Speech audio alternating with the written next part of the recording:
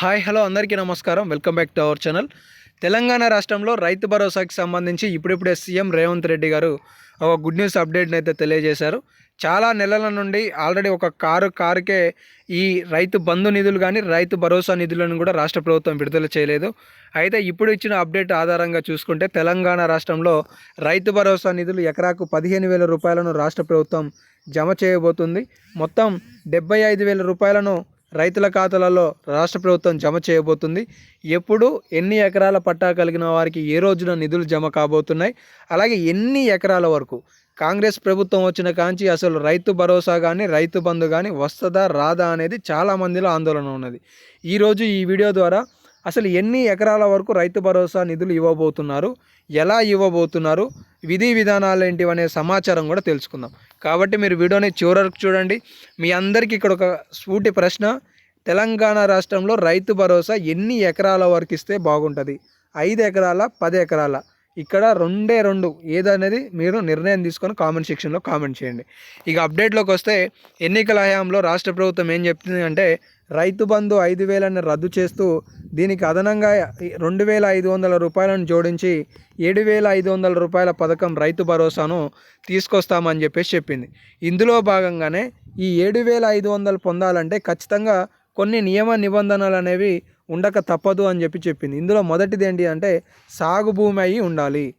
తర్వాత ఏంటి అంటే, నీకు 100 ఎకరాలు ఉన్నా కూడా ఇందులో 5 ఎకరాల వరకే రైతు భరోసా అనేది మేము ఇవ్వబోతున్నామనే నిర్ణయాన్ని ప్రకటించబోతున్నట్లుగా తెలుస్తుంది. ఇందులో భాగంగానే వచ్చిన ఒక స్టేట్మెంట్ని మనం చూసుకోవచ్చు. రైతు భరోసా పక్క సంక్రాంతి తర్వాత అమలు చేసేలా నిధుల సమీకరణకు రాష్ట్ర ప్రభుత్వం పూర్తి స్థాయిలో సిద్ధంగా ఉంది అని చెప్పేసి బట్టి విక్రమార్క గారు తాజాగా ఒక స్టేట్మెంట్ అయితే ఇచ్చారు. దీనికి సంబంధించిన విధి విధానాలను కూడా ప్రారంభోత్సవానికి రాష్ట్ర ప్రభుత్వం సర్దుబాటుగా ఉన్నది అనేది కూడా స్టేట్మెంట్ ఇవ్వడం జరిగింది. అయితే మొత్తానికి ఇక్కడ మనం స్టేట్మెంట్ చూసుకుంటే, తెలంగాణ రాష్ట్రంలో జనవరి 1వ తారీఖు నుండి రైతు భరోసా 7,500 రూపాయల నిధులను రైతుల ఖాతాలలో సర్దుబాటు చేయడానికి రాష్ట్ర ప్రభుత్వం చర్యలు చేపడుతుందనేది ఈ సందర్భంగా తెలుస్తుందన్నమాట. అంటే మీకు ఇక్కడ నేను చాలా స్పష్టంగా చెప్తాను, వినండి.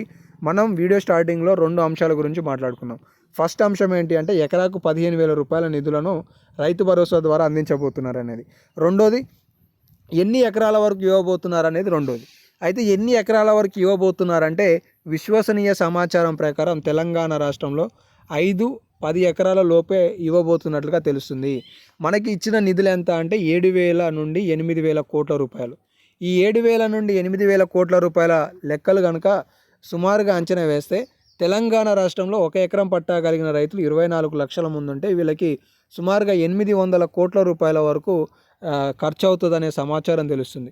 2 ఎకరాల పట్టా కలిగిన రైతులు సుమారుగా తెలంగాణ రాష్ట్రంలో 17 లక్షల మంది ఉంటే వీళ్ళకి 1,500 నుండి 1,700 కోట్ల రూపాయల వరకు ఖర్చు అవుతుంది అనే సమాచారం తెలుస్తుంది. 3 ఎకరాల పట్టా కలిగిన రైతులు 11 లక్షల మంది ఉంటే వీళ్ళకి కూడా 1,500 కోట్ల రూపాయల మేర నిధులు అవసరం ఉంటాయనే సమాచారం తెలుస్తుంది.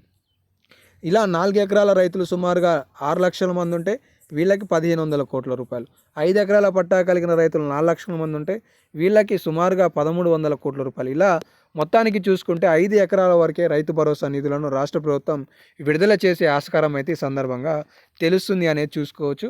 ఈ నిధులను కూడా సంక్రాంతి నెలలో, అంటే జనవరి నెలలో, జనవరి మొదటి వారంలో 1వ తారీఖు, 2వ తారీఖు, 3వ తారీఖు, 4, 5 వరకు కూడా 4,000 కోట్ల రూపాయలు ప్రభుత్వ ఉద్యోగుల ఖాతాలలో జమ కాబోతున్నాయి.